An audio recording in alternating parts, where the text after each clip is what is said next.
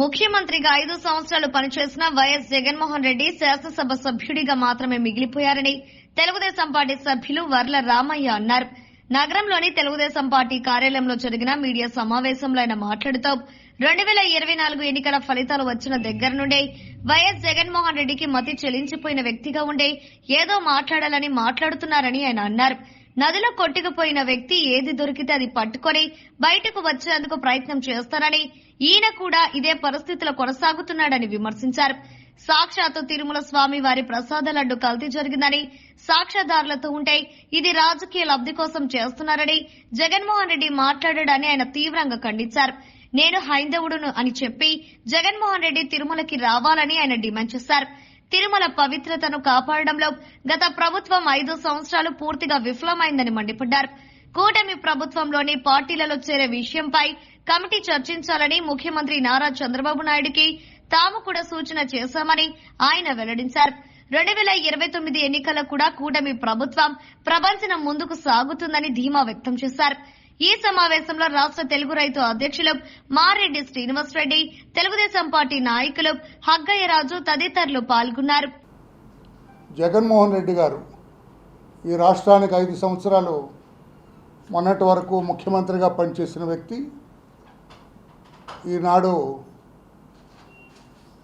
శాసనసభ సభ్యుడిగా మాత్రమే మిగిలిపోయాడు. ఆయన 11 మంది ఆ పార్టీ వాళ్ళు గెలిచినట్టున్నారు. ఎన్నికల ఫలితాలు వచ్చిన దగ్గర నుంచి ఆయన మతి చెల్లించిన వాడిలాగా ఉన్నాడు వ్యక్తి. అతను ఆయన ఊహించలేదు ఇంతటి పరాభవం జరుగుతుంది, ప్రజలు ఇంతటి శాస్తి అతనికి చేస్తారని ఊహించలేదు గౌరవ జగన్మోహన్ రెడ్డి గారు.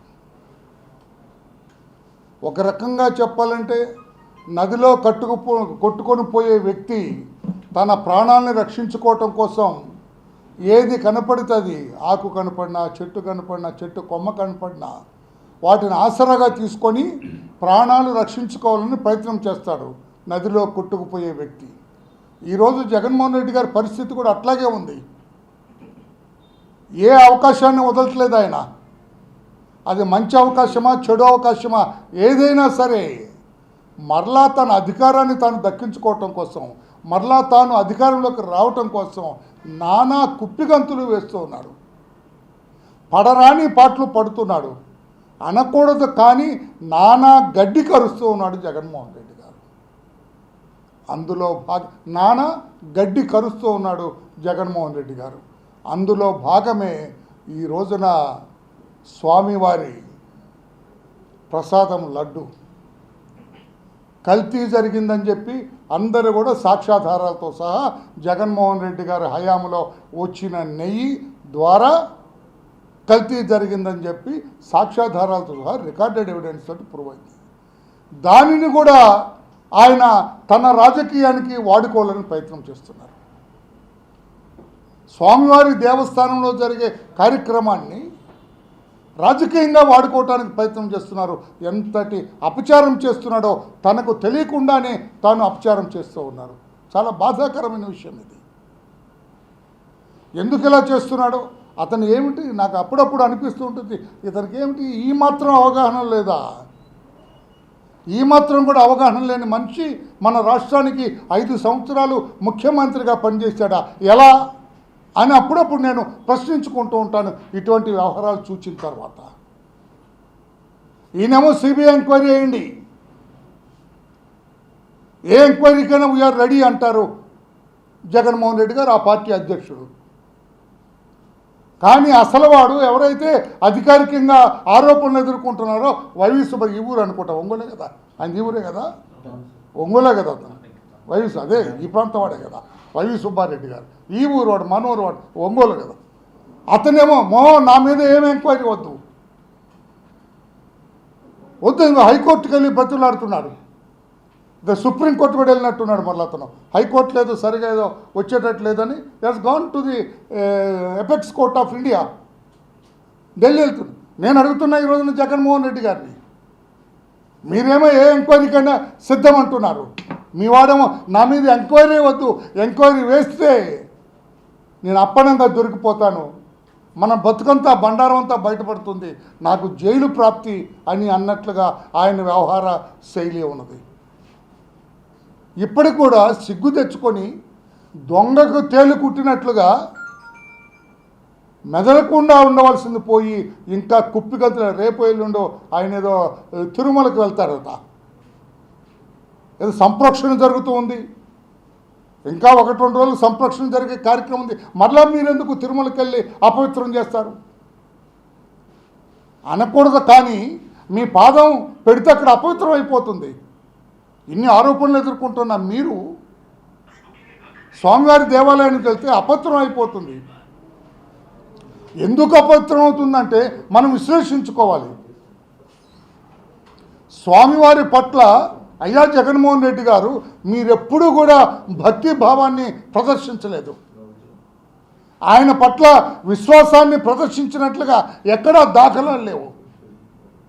స్వామివారిని దర్శించుకోవాలంటే you have to show faith అని, ఆయన మీద నమ్మకాన్ని, ఆయన మీద విశ్వాసాన్ని వ్యక్తం చేయాలి. ఏ బాబు నువ్వు ఎందుకు వెళ్తున్నావా తిరుమల అని అడిగితే, అయ్యా స్వామివారు అంటే నాకు ఇష్టం, స్వామివారి పట్ల నాకు ఎనలేని భక్తి ప్రపత్తులు ఉన్నాయి, అందుకే వారిని దర్శించుకొని వారి ప్రేమను పొందటానికి వచ్చాను, వారి ఆశీస్సుల కోసం వచ్చారని చెబుతారు. Did he said any time? ఆయన ఇప్పుడు చెప్పారు ఎక్కడైనా? పైగా జగన్మోహన్ రెడ్డి గారు హైందవుడా క్రైస్తవుడు అనేది ఒక పెద్ద వాదన వినపడుతూ ఉంది. దానికి కూడా గౌరవ జగన్మోహన్ రెడ్డి గారు ఎప్పుడు ఒక క్లారిటీ ఇవ్వలేదు.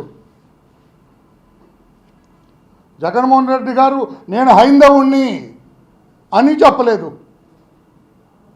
నేను హైందవుణ్ణి కాదు అని కూడా ఆట్టే చెప్పలేదు. ఎందుకంటే ఒక చిన్న నేను దీన్ని రాజకీయం చేయాలనే ఉద్దేశం కాదు బ్రదర్స్. జగన్మోహన్ రెడ్డి గారి వ్యవహార శైలి ప్రజలకు తెలియచేయాలనేది నా ఉద్దేశం. దీన్ని రాజకీయం చేసి మేము రాజకీయ లబ్ధి పొందాం, మాకు రాజకీయ లబ్ధి పొందాల్సిన అవసరం ఇప్పుడు లేదు. 164 మంది ఎమ్మెల్యేలతో ఉన్నాం, మాకు ఎదురు లేదు, మాకు ఇంకా రాజకీయ లబ్ధి అక్కర్లే. మరలా ఎన్నికలు వచ్చినప్పటికీ చంద్రబాబు గారి నాయకత్వంలో ఈ కూటమి బ్రహ్మాండంగా ఈ 5 సంవత్సరాలు పరిపాలన చేస్తుంది. రాబోయే రోజుల్లో కూడా మా రోజులే. రాజకీయం చేయాల్సిన అవసరం మాకు లేదు. దయచేసి ఒక్కసారి వినాలి. జగన్మోహన్ రెడ్డి రెడ్డిగా జగన్ రెడ్లు కాదు వాళ్ళు, నేను మొదటి నుంచి చెప్తున్నా, రెడ్లు కాదురా నాయన, నమ్మా కట్టిరా నాయన, ఇంకా తోక తగిలించుకొని తిరుగుతున్నారని చెప్తానే ఉన్నామా కట్టించిన. జగన్ కూడా అదే పాటిస్తున్నాడు. I wanted to share this with the church because there is no God like our God. I've met with God many times in the same hall, Pearl City. Vijayamma గారు దివంగత వైఎస్ రాజశేఖర రెడ్డి గారి శ్రీమతి, ఈ జగన్మోహన్ రెడ్డి గారి తల్లి గారు, వారేం చెప్పారు? రాజశేఖర రెడ్డి గారు క్రైస్తత్వాన్ని పాటిస్తారు, మా జగన్మోహన్ రెడ్డి గారు కూడా అలాగే క్రైస్తత్వాన్ని పాటిస్తారు, నా బిడ్డ కూడా. దానికి మించి శ్రీమతి వైఫ్ భారతి గారు, వైఎస్ భారతి గారు లాస్ట్లో ఇంగ్లీష్లో మాట్లాడినారు, చర్చిలో మాట్లాడినారు. I used to say that our God is the supreme God,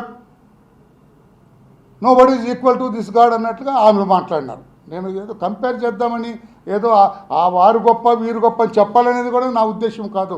దయచేసి అర్థం చేసుకోవాలి. జగన్మోహన్ రెడ్డి గారి అతని వ్యవహార శైలి మానసిక స్థితి, అధికారం పోయిన తర్వాత ఏ రకంగా వ్యవహరిస్తున్నాడు మనిషి, ఈజీ ఆల్ రైట్ అని చెప్పాలన్నది నా ఉద్దేశం తప్పితే ఇవన్నీ వ్యక్తం చేయటం కూడా నాకు ఉద్దేశం కాదు. మీ అందరూ చూస్తూనే ఉంటారు. I never go to such things. Bharathi garu క్లియర్గా చెప్పారు, వీఆర్ ప్రాక్టీసింగ్ క్రిస్టియానిటీ అని. ఆమె కూడా ఎప్పుడు కూడా దేవాలయాలకు ఎప్పుడు రాలేదు, భర్తతో పాటు కూడా వచ్చిన దాఖలాలు లేవు, పాపం ఆమె ఎవరు చెప్పలేదు. విజయమ్మ గారు చాలా క్లియర్గా చెప్పారు, వారు ఎప్పుడు బైబిల్ పట్టుకొని ఉంటారు, బైబిల్తో పాటే తిరుగుతూ ఉంటారు. మనందరికీ తెలుసు 2019లో కూడా ఆ బైబిల్ తిరిగే ఆమె అధికారంలోకి వచ్చిందని కూడా చాలామంది చెప్తూ ఉండేవాళ్ళు. పైన రాజశేఖర బైరెడ్డి గారు అది నేను పోవట్లేదు, ఆ కులం వ్యవహారంలోకి పోవట్లేదు. ఈ వ్యవహారంలో మీరు వెళ్తున్నారు కనుక వెళ్ళటానికి నేను అభ్యంతరం చెప్పటం లేదండి. ఈ పరిస్థితుల్లో మీరు వెళ్తే అపవిత్రం కాదా? ఇప్పుడిప్పుడే కుదట పడుతున్నారు భక్తులందరూ కూడా.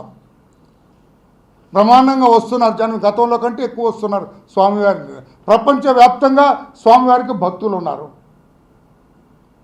గతంలో స్వర్గీయ నందమూరి తారక రామారావు గారు ముఖ్యమంత్రిగా ఉన్నప్పుడు టీటీడీని వాటికన్ సిటీ, రోమ్లో ఉన్న క్రైస్తవ పెద్ద సంస్థ వాటికన్ సిటీ లాగా చేయాలని చెప్పి, ఒక స్వయం ప్రతితో వెలుగొందేటట్లుగా చేయాలని ఆనాడు పాపం ఎన్టీ రామారావు గారు చాలా కష్టపడ్డారు, కృషి చేశారు. చంద్రబాబు నాయుడు గారు కూడా దీని పవిత్రతని కాపాడుకుంటూ వచ్చారు.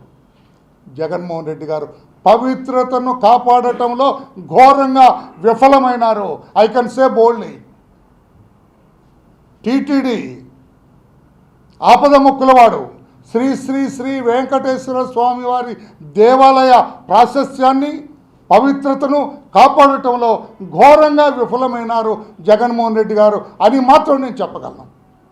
Not only this adulteration the ప్రసాదం, స్వామివారి ప్రసాదంలో అడల్ట్రేషన్ గురించే కాదు. ధర్మారెడ్డి ఎవరండి? ధర్మారెడ్డి ఏమిటంటే అతనికి హక్కు, ఈవోగా పనిచేసే హక్కు ఉంది అతనికి. ఎన్ని ఘోరాలు, ఎన్ని నేరాలండి. వీళ్ళ 5 సంవత్సరాల్లో తిరుమల ఈ వైసీపీ నాయకుల అడ్డా, వైసీపీ పార్టీలో ఉంటూ అసాంఘిక శక్తులుగా వెలుగొందుతున్న వాళ్ళకి పెద్ద అడ్డాగా మారింది. ఇది చెప్పమనండి ధైర్యంగా. భూమన కరుణాకర్ రెడ్డి ఎవరు సార్? ఆయనకి శ్రీ వెంకటేశ్వర స్వామి దేవాలయానికి ఏమిటి సార్ సంబంధం? ఆయన నేను నాస్తికుడిని చెబుతారు. ఆయన ఇంట్లో వాళ్ళందరూ క్రైస్తత్వాన్ని ప్రాక్టీస్ చేస్తారు. Yeah celebrated his daughters marriage in a Christian faith. క్రైస్తవ మత ఆచారం ప్రకారం కూతురు పెళ్లి చేసినారు. ఆయన చేయటం తప్పని నేను అంటలేదు. You stick on to one religion.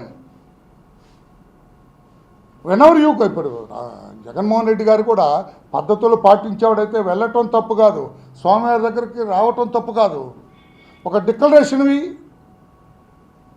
ఈరోజు నేను స్వామివారి పట్ల విశ్వాసాన్ని చూపిస్తున్నాను, నన్ను ఎలవ్ చేయండి, సంతకం పెట్టు, రండి. ఎందుకంటే చట్టం ఉన్నదండి. పరమతస్తులు స్వామివారిని దర్శించుకునేటప్పుడు స్వామివారి పట్ల విశ్వాసాన్ని వ్యక్తం చేసి సంతకం పెట్టి దేవాలయం, ఇది చట్టం. వరలరామయ్య అంటున్న మాట, నారా చంద్రబాబు నాయుడు గారు అంటున్న మాట కాదు ఇది. It is there in the act. మరి 5 ఏళ్ళు ముఖ్యమంత్రి చేసావయ్యా, ఇప్పుడు శాసన సభ్యుడిగా ఉన్నావు, చట్టాన్ని గౌరవించడం తెలీదా మీకు? వై డోంట్ యూ ఎగ్జిక్యూట్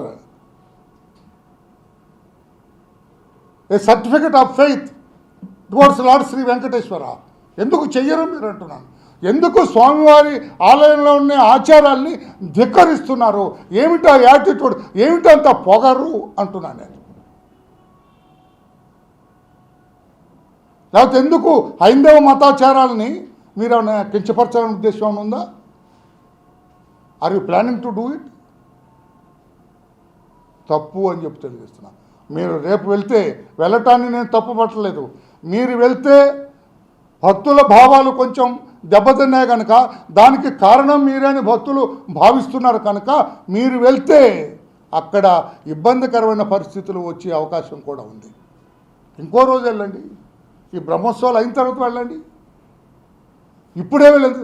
ఒకవేళ వెళ్ళినా మొండి పట్టుబట్టి వెళ్ళాలనుకుంటే ఈ ఎగ్జిక్యూట్ సర్టిఫికెట్ ఫెయిత్ నాకున్నదని చెప్పి, అరే సోనియా గాంధీ గారండి, సోనియా గాంధీ గారి కంటే గొప్ప మేము. ఆమె నేను క్రిస్టియానిటీ ప్రాక్టీస్ చేస్తున్నాను, నేను సంతకం పెట్టి నేను ఈరోజు స్వామివారిని దర్శించుకుంటాను. She signed in the certificate. Abdul Kalam గారండి, ఆయన్ని మీరు వెళ్ళొచ్చండి అన్నారు, నేను వెళ్ళను, నేను అన్యమతం నాది. స్వామివారికి సంతకం పెట్టి వారి పట్ల విశ్వాసాన్ని ప్రకటించిన తర్వాత వెళ్తాను నేను. మరి ఇప్పుడు ఎట్లా వెళ్తారు మీరు? వెళ్ళొచ్చా సార్? నేను మిమ్మల్ని అడుగుతున్నాను, వ్యూయర్స్ని అడుగుతున్నాను, టీవీలో చూసేవాళ్ళని. ఎందుకు ఈ వైషమ్యాలు కలిగించాలని, 2 మతాల మధ్య వైషమ్యం కలిగించాలని మీరు ప్రయత్నం చేస్తున్నారు? రాష్ట్రంలో శాంతి భద్రతలకు అఘాతం కలిగించాలని మీరెందుకు ప్రయత్నం చేస్తున్నారు? స్వామివారి దేవాలయంలో ఉన్న సిస్టమ్ని భగ్నం చేయడానికి మీరెందుకు ప్రయత్నిస్తున్నారు? ఆచారాన్ని తిరస్కరించడానికి ఎందుకు ప్రయత్నం చేస్తున్నారు అని చెప్పాలనే నేను ఇక్కడ ఒంగోలుకి చిన్న పని మీద వచ్చినప్పుడు మీ అందరినీ పిలవటం జరిగింది. ఇది సరైన పద్ధతి కాదు. మీరు వెళ్తారని మొండిగా పట్టుబడితే ఒక సర్టిఫికేట్, స్వామివారి పట్ల విశ్వాసాన్ని ప్రకటిస్తూ సర్టిఫికేట్ ఇవ్వండి, వెళ్ళండి అని చెప్పి నేను కోరుతున్నా. శాంతి భద్రతకు విఘాతం కలిగించకుండా ఇప్పుడిప్పుడే కుదుటపడుతుంది స్వామివారి దేవస్థానం. భక్తులు ఇప్పుడిప్పుడే బ్రహ్మాండంగా వస్తూ ఉన్నారు. మరలా వారి మనోభావాల మీద మీరు యాక్ట్ చేసేటట్టుగా, విరుద్ధంగా యాక్ట్ చేసేటట్టుగా దయచేసి చేయొద్దు. ఎందుకంటే మీకు పెద్ద అట్టే అవగాహన లేదు, మీరు ఆలోచించలేరు కనుక దయచేసి ఇప్పుడు ఆలోచించండి. ఈరోజంతా రేపు వెళ్లకుండా మానుకోండి. ఒకవేళ వెళ్తే స్వామివారి పట్ల మీ భక్తి విశ్వాసాలని వ్యక్తం చేస్తూ సర్టిఫికేట్ సంతకం చేసి వెళ్ళండి అని కోరుతున్నా. Thank you everybody.